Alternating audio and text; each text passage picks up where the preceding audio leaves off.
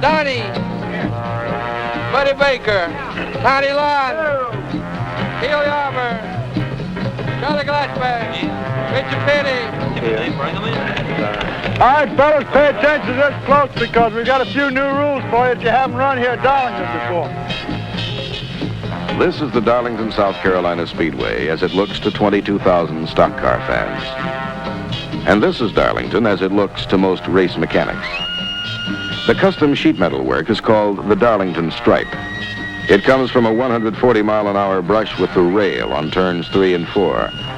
But everybody agrees it's the fastest way around in the Rebel 400. The older Leroy Yarborough earned the pole position with a record 148.859 miles an hour, beating out David Pearson by 1/10 of a second. Leroy is driving the Junior Johnson Ford this time. A last-minute consultation with an Autolite expert may help to turn that 1/10 of a second margin into victory. A spark plug is like a dollar camera looking into the heart of a $20,000 race car.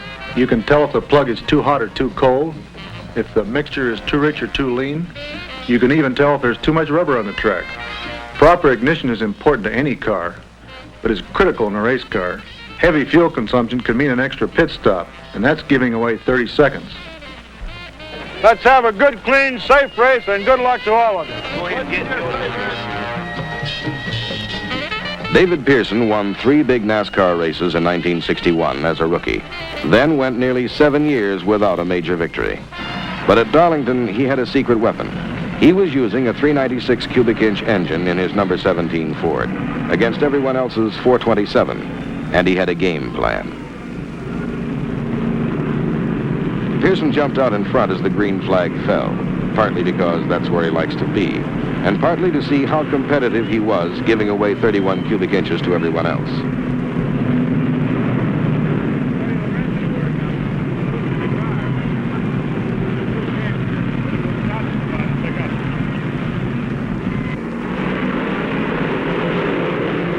He held the lead for 18 laps, then let a few cars go by to see if Darlington was going to create any tire problems. It did. Cale blew on between turns 1 and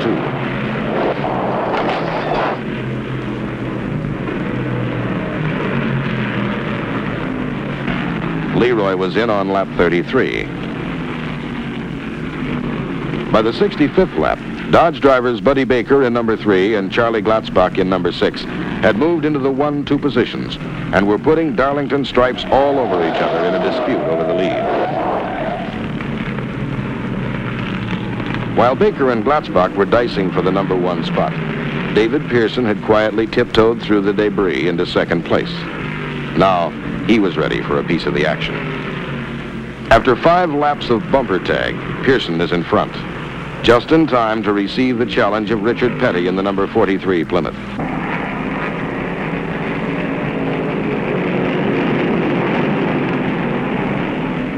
For 50 laps, at speeds of more than 140 miles an hour, David Pearson and Richard Petty show the fans what automobile racing is all about.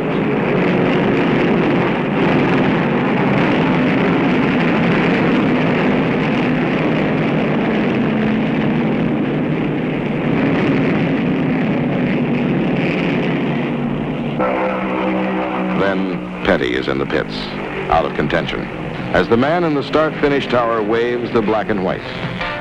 Pearson's race average of 132.7 miles an hour set a record for the Rebel 400 and broke a 7-year superspeedway drought for one of NASCAR's best. A happy pit crew and a happy driver.